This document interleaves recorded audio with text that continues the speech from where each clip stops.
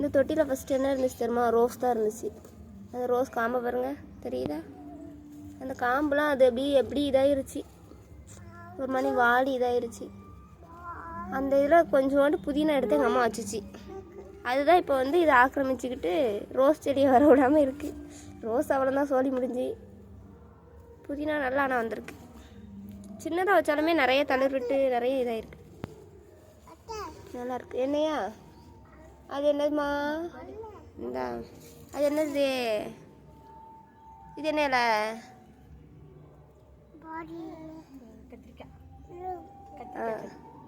கத்திரிக்காய் சொல்லல, அங்கே வந்து சொல்லு, முன்னாடி வந்து சொல்லு.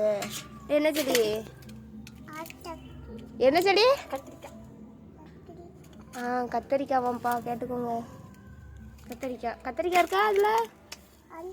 இந்த இருக்கு பாரு, இந்த பூ வந்து வருது பாரு. என்னது பூ வருதுல்ல?